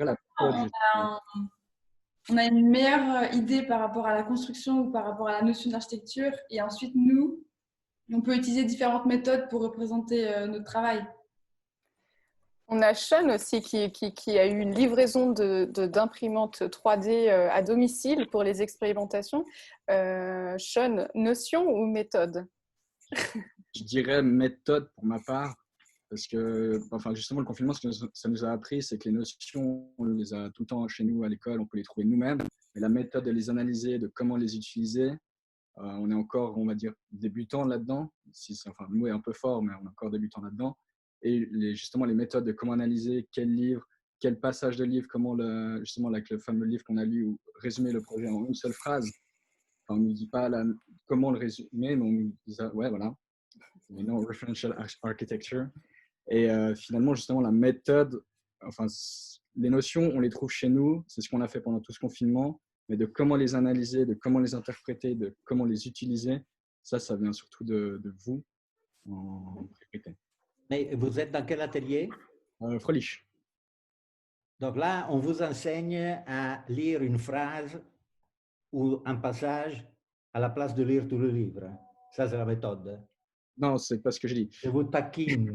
mais c'est un peu ce que vous avez dit. Hein? Non, j'essaie justement, on lit le livre et après, on nous demande de un peu résumer le livre et de nous résumer notre projet en une seule phrase et pas partir justement dans un débat qui dure 30 ans, mais d'avoir les idées très claires et arriver à résumer notre projet très simplement en une seule phrase en étant très clair et très succinct dans la manière de le faire, par exemple. Moi, je pense que le professeur Ortelli a très bien reformulé la question entre savoir si c'est le knowledge ou la méthodologie qui prime. Et évidemment que les deux sont indissociables, je pense, selon tout le monde. Mais à mon avis, on intègre une école d'architecture pour avoir des notions et donc du knowledge et ensuite pouvoir prétendre avoir les idées claires ou avoir une bonne méthodologie. Mais on ne pourrait pas prétendre avoir une méthodologie ou des idées claires sans notion. Donc, la notion prime sur la méthodologie, je pense, en bachelor. Et est-ce que tu ne penses pas que il y a une méthode qui puisse t'apprendre à comprendre des notions? Est-ce que la méthode ne peut pas donner des clés à découvrir ou à approfondir des notions? Mais je pense que la notion influe sur la méthodologie et moins l'inverse. Parce qu'on ne peut pas faire des phrases sans savoir l'alphabet dans un certain sens. Et du coup, on ne peut pas prétendre faire de l'architecture sans avoir de notions, il me semble. Mais il y a un autre problème de mon point de vue. Nous avons, nous, les enseignants, une expertise reconnue en tant qu'architecte. On n'a pas été formé à la méthodologie ni à la transmettre. Là, je suis très dur. Hein?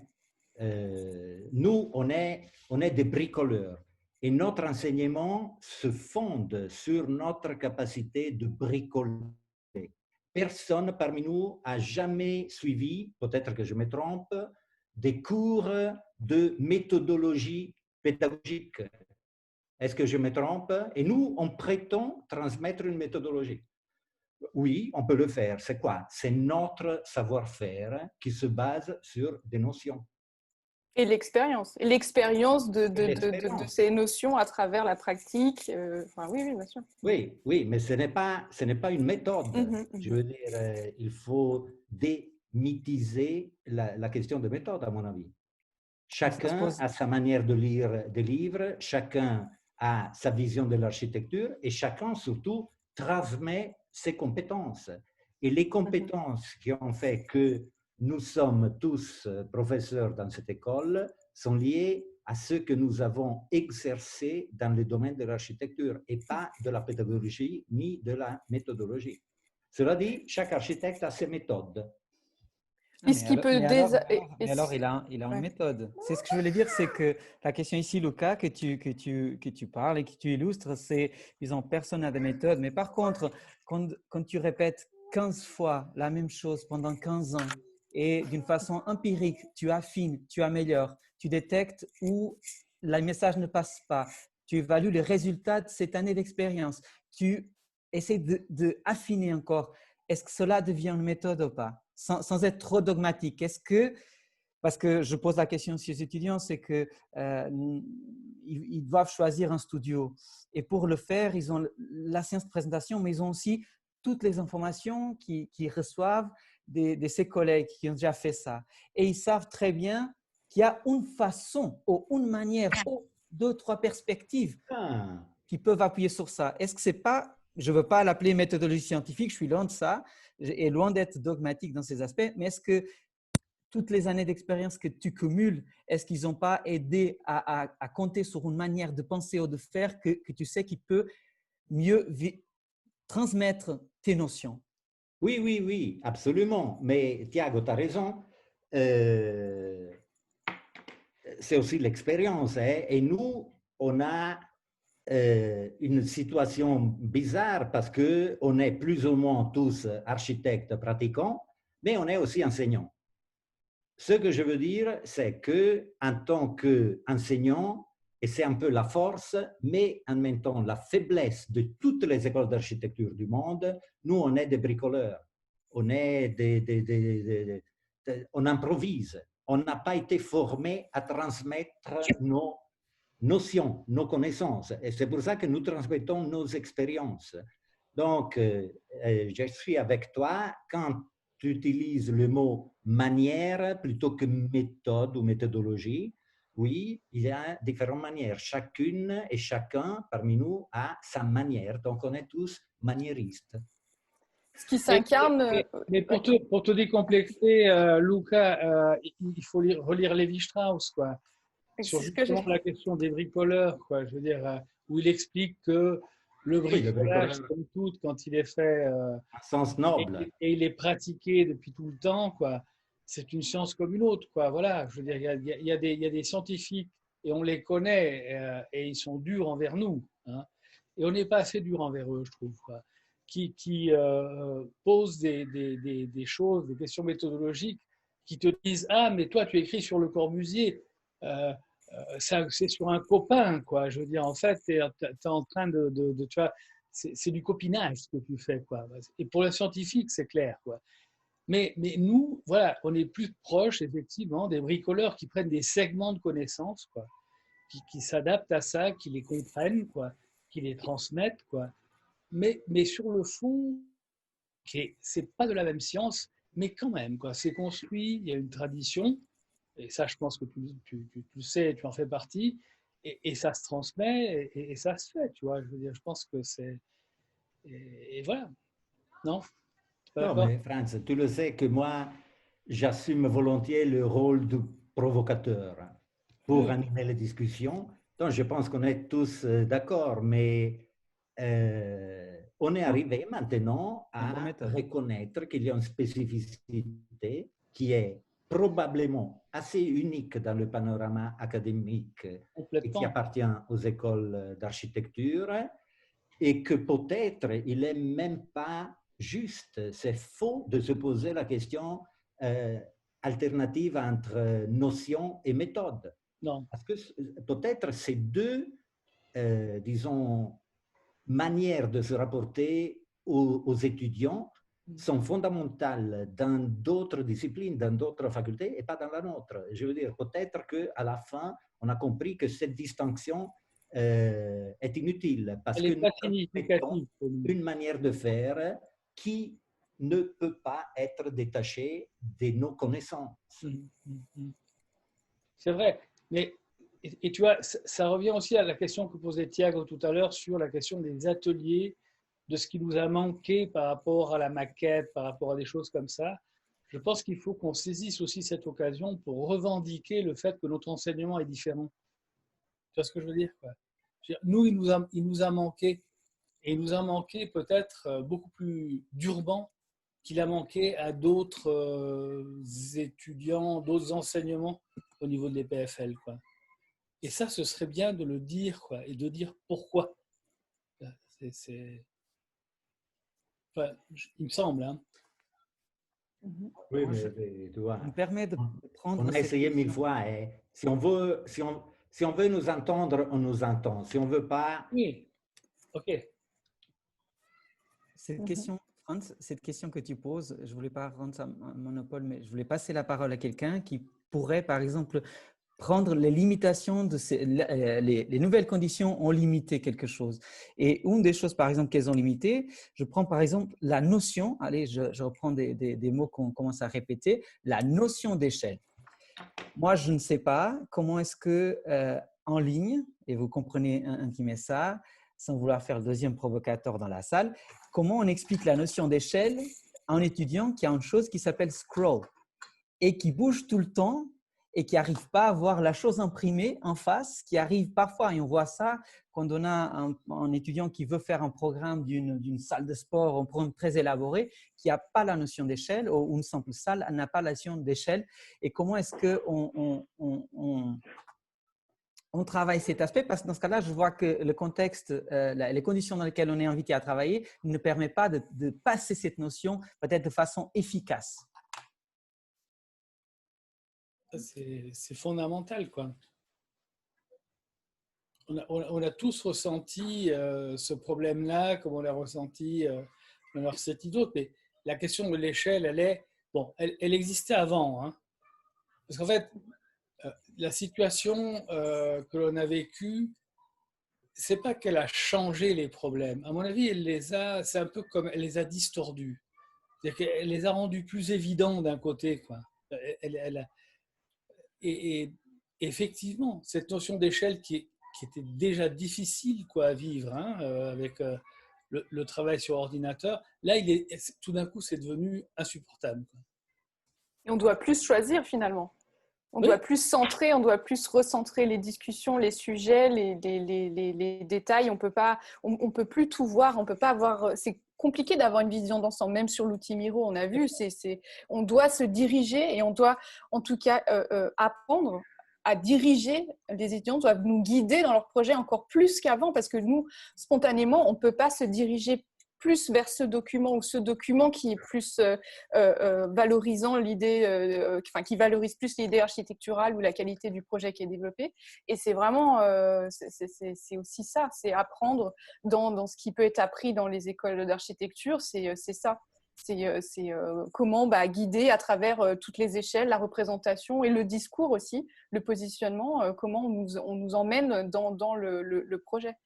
ce qui a pu dérouter aussi, je pense, je ne sais pas dans les autres ateliers, mais aussi les positionnements entre certains assistants, enfin, qui peuvent être différents, puisque comme disait Luca, Franz ou Thiago tout à l'heure, c'est que on a tous des expériences et des pratiques différentes, et donc on a des notions, des réflexes différents, et c'est aussi apprendre ça aux étudiants. Finalement, il n'y a pas de vérité absolue, il n'y a pas une réponse, et comment on compose avec ça, et comment on apprend à faire ses propres choix en tant qu'étudiant aussi, pour ensuite devenir un architecte autonome avec ses valeurs et ses propres notions, et comment on les choisit après en fonction de qui on est. Je pense que c'est quelque chose qui est important dans un atelier de Bachelor 3 à apprendre. Et qu'est-ce qui est... Martin, you want to speak about something? I just want to switch in this question of échelle, because I think that is quite interesting, because there is a kind of important moment what also this situation changed with everybody. Because the échelle, it's something like a question of reference point. And also Lucas started with another background to change his reference point. No? So he's also looking for a bigger scale behind him as he has in his private library.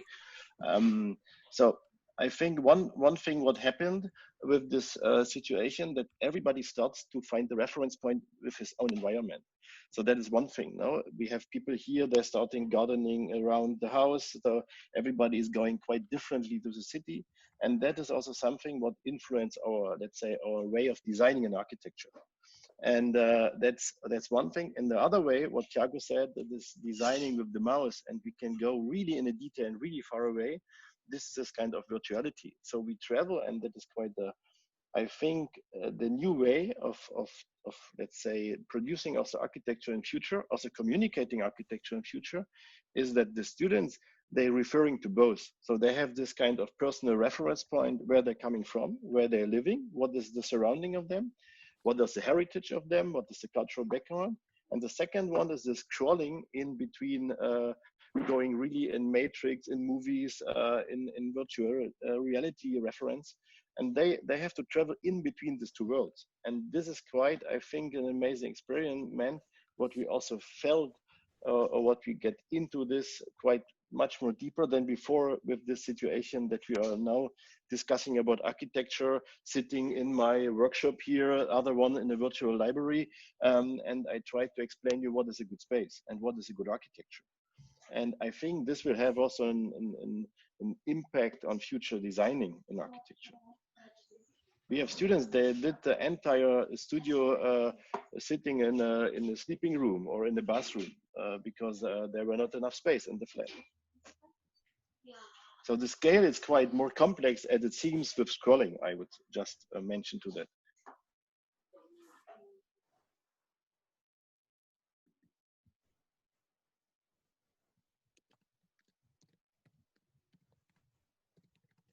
Still no students to interaction. You're still with us, which is nice. About this scale question, challenging in third year, a new way. Could you tell us a word or something about it?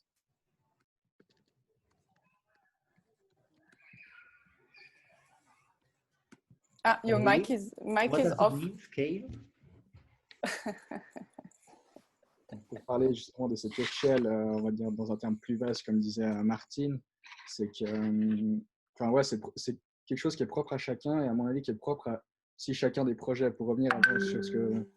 Horty disait, c'est que justement il y a des studios qui partent sur une plus grande échelle et d'autres studios qui partent sur des échelles beaucoup plus petites. Mais cette question d'échelle, avant tout d'être devant son écran et de voir, c'est qu'on s'intéresse déjà à un site, et le site, par notre connaissance, les notions qu'on a eues par avant, on arrive déjà à se faire une échelle, on va dire, pas réaliste, mais déjà juste dans notre tête pour savoir comment on va interagir avec notre terrain, comment on va interagir avec notre site. Et cette question qu'elle est propre à chacun, en fait. Justement, les gens qui vivent, par exemple, qui sont dans la campagne ou dans des petits appartements, vont avoir une échelle différente, une manière d'appréhension du bâti, de l'espace, qui sera différente et propre à chacun des élèves. Non, l'échelle est universelle, je m'excuse. Thiago faisait allusion au fait que déjà avec l'arrivée de l'ordinateur, la notion d'échelle dans l'élaboration d'un projet est compliquée. C'est bien ça, Thiago, que tu voulais discuter, non? Moi, je suis allé plus loin dans la question, justement. C'est que oui, soit devant l'ordinateur, on peut zoomer, dézoomer, dessiner un 1-1, alors que notre écran, il n'est pas plus grand. Mais cette échelle, avant tout, elle est propre à chacun avant qu'on commence à dessiner. C'est-à-dire, attention à la personne. Quand tu dis propre à chacun, tu veux dire quoi? Que si on décide l'échelle à laquelle on décide, je comprends. Non, alors l'échelle à laquelle on dessine, ça c'est plutôt des notions à laquelle, si on veut dessiner un détail ou un projet global, déjà l'échelle d'un espace, savoir si pour nous l'espace est assez grand ou assez petit pour que quelqu'un y vive ou comme ça, c'est une question de perception. Une question de perception, voilà. Je ne trouvais pas le mot. Mais si on revient là-dessus un petit peu sur la question, j'ai l'impression que la question était, maintenant qu'on a, avec l'ordinateur, on a moins cette impression d'échelle, qu'on peut zoomer, dézoomer, qu'il n'y a plus quelque chose de fixe sur lequel on peut se repérer, parce que c'est vrai qu'une fois qu'on fait une maquette en vrai ou qu'on imprime un plan, on se rend compte de la vraie taille en fonction des échelles qu'on connaît. Et je pense que le travail par l'ordinateur, ça nous fait perdre un peu cette notion, et parfois on se rend moins compte des vraies échelles et de l'impact que peut avoir nos projets et notre travail sur un site ou en taille réelle. Et je pense que c'est vrai que ça casse un petit peu l'ordinateur. Oui, par exemple, du moment qu'on imprime, OK, on a imprimé à une certaine échelle et tous les projets sont à la même échelle. Et si on fait par exemple comme dans notre studio où on dessine une échelle graphique, parce qu'on n'a pas de 1/20e, pas de 1/10e, on arrive quand même à se projeter, finalement l'échelle c'est juste un moyen graphique pour communiquer, mais c'est vraiment une notion qui est propre à chacun. Dans ce cas-là, ce n'est pas l'ordinateur qui va te dire oui, on est plus grand, on est plus petit. C'est même quand tu imprimes, tu n'imprimes pas nécessairement quelque chose au 1-1. Donc c'est déjà une analyse par la personne. Oui, mais c'est le mur en noir, la personne elle va pas se dire ah oui, le mur peut-être il est comme ça, c'est qu'il est en noir et tu sais déjà que le noir c'est quelque chose de coupé ou quelque chose comme ça. Mais je parle plus en termes de grandeur, d'espace, comme tu disais un peu tout à l'heure. C'est vrai que typiquement, j'avais fait la maquette là, pour la vidéo et je me suis rendu compte vraiment de l'impact et de la taille du bâtiment à ce moment-là, alors que ça faisait peut-être ça fait 6 mois que je travaille dessus et on s'en rendait peut-être un peu moins compte avant d'avoir vraiment fait cette maquette ou quelque chose à une échelle fixe en vrai devant nous. Donc une difficulté à vous projeter dans l'espace que vous imaginez, c'est-à-dire imaginer, vous rendre compte de la dimension des choses que vous posez en plan dans le projet ou en coupe, etc. C'est la question de la maquette. Moi, j'aurais encore un commentaire par rapport à la maquette.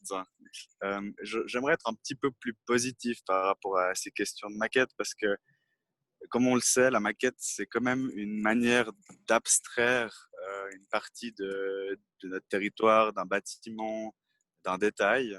Et je pense, pour être plus optimiste, les technologies qu'on utilise maintenant, elles sont en train d'évoluer très vite avec les contraintes qu'on a eues avec le Covid, mais aussi avec le changement de mode de vie des gens. Et ces outils vont trouver aussi une sorte d'abstraction et des règles. Et les règles qu'on va peut-être pouvoir mettre en place durant ces prochains temps vont peut-être aider à résoudre cette question de l'échelle. C'est-à-dire, je ne sais pas, mais faire des images à hauteur de Dieu ou bien trouver des règles entre nous, entre architectes, pour que cette transition au digital se fasse, même pas à 100%, c'est sûr, on l'a beaucoup discuté aujourd'hui, que ce n'est pas la solution de passer tout digital, mais commencer à trouver une sorte d'équilibre entre les choses qui ont besoin d'être faites digitalement et les autres plutôt de manière matérielle. Et pour moi, c'est pas vraiment dans cette question de l'abstraction, du développement de l'outil par des règles aussi que les architectes se donnent pour arriver au but. Est-ce qu'il y a des étudiants, d'autres ateliers que les Fröhlich qui voudraient un petit peu nous donner leur...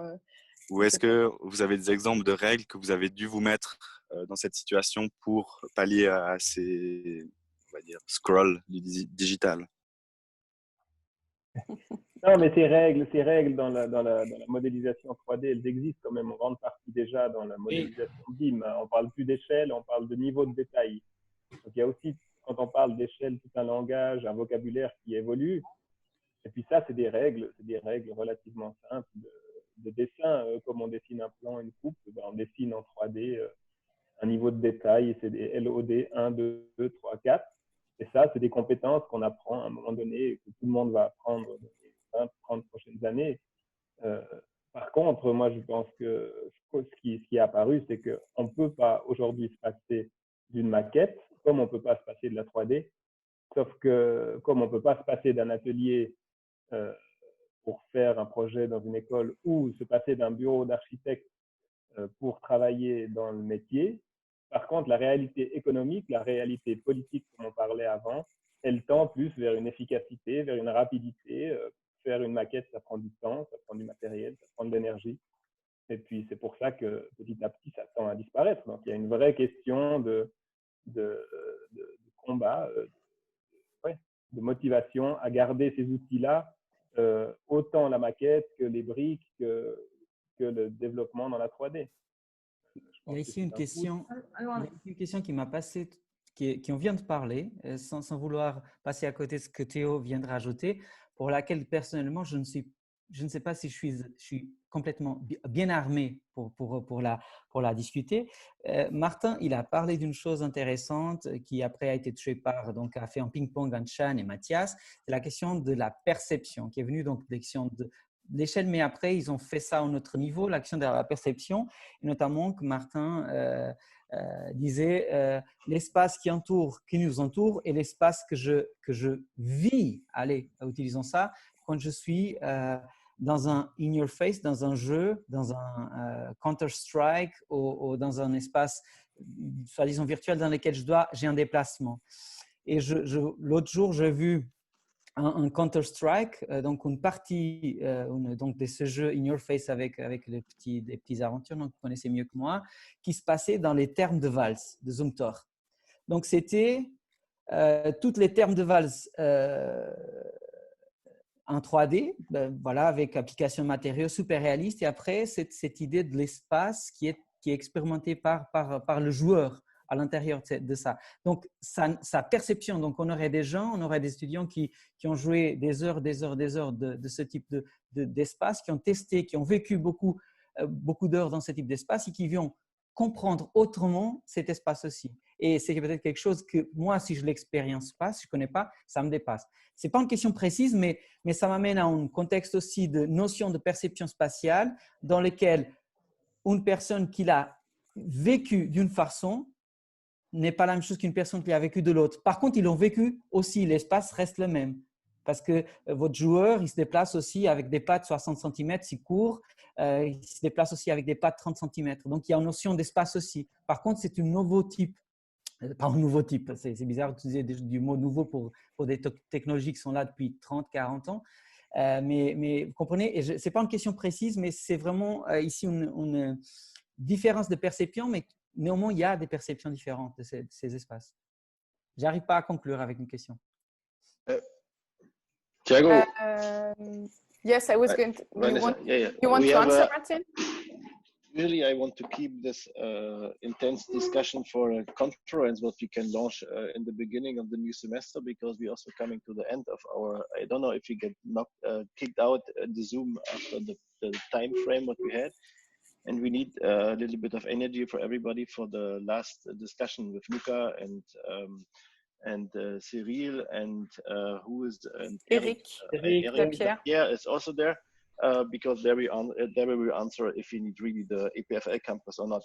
So I think we tackled three interesting points. What I would keep also for the time of stage for everybody, that is one, if the question of methodology and knowledge. The second, it was the question of scale, and this I really I would take this also in the next semester for a discussion when we still have to stay maybe at home in September. I don't hope so, but that will be guiding us, I think, through the next years with this question of how scale is represented in the digital, let's say, teaching and digital designing. That's, I think, quite important thing. And then also the absence of models. So maybe the result was also it's much more easier to design in a huge territory scale and then a one-to-one scale if everybody is working digital with scrolling. Could be also a question. We received a lot of amazing projects, so we can see them on the Miro boards of Archizoom. And there's maybe one thing only missing, and that's something we will launch with this discussion, is I want to appreciate if every student can bring things he used for finding the best results in his designing process at home to the campus, and we can do a kind of exhibition of the lockdown competition, as we said, of everything what helped you to find out of the situation and to design better. And I think because the models then they were never absent in all of our design gestures, and we had a small experience with our students on that, and just share my monitor to give you some motivation of this. So there were students using simple things as plugs to explain what are add-ons. There are other ones, they did small GIF animations. The students of Radar Vigano, they went for movies. And I think that is also a kind of new creativity, or maybe ancient creativity, to start to explain things. And I would say it could be a nice moment to launch this kind of an exhibition in the beginning of September, that we are collecting all these small elements. They helped us to create. Even we had students, they explained this by using a PAT and to say what is coming up and what is happening there. So that would be a little bit the way how to finish maybe our session, and also to motivate you to bring all the things back in the campus and to share it in a, let's say, maybe not digital, also in the analog way. And that could also give us a kind of new, let's say, way to open a door in another universe in this sense. So I think we have to invite everybody for the next Zoom meeting, which starts at 5 o'clock. But I think it's also good to take time to shake your legs, because that was also something what we learned during this time. Never do a meeting on Zoom longer than 1 hour usually, because you need also to move your body. That is still, we are physical human creatures, and that's also important. So I would say thank you for everybody to join that Interatelier, and not as an interruption of the thing, still as the moment to keep the core ideas and to carry it forward of this. Yeah, thanks to everybody for this session. Really nice. Thanks for the students for participating, because I think your word is really important in the debate, because you're nourishing also method and notions in a way. So never stop to ask questions, complain, say what is good, say what is bad. So that is nice. And as we quote Bricoleur, La pensée sauvage of Claude Lévi-Strauss, I can just repeat what are the 3 rules, method of, because we talked about method of the Bricoleur, according to Lévi-Strauss, is first learning how to evaluate the potential of things. So that's one thing. Second, you extract the essence of what you have collected, and then you do a new assortment of things, and it's a nice bricolage. So that's a way of being an architect. What are you doing, Martin? I'm teaching my kids, because besides we had to teach the students, we had also to teach the kids because they were at home since 2 months. Great. Thanks for everybody for attending the session, and see you in quite soon at 5 for the other event. Thanks. Bye-bye. Thank you. Thank you. Thank you. Yeah.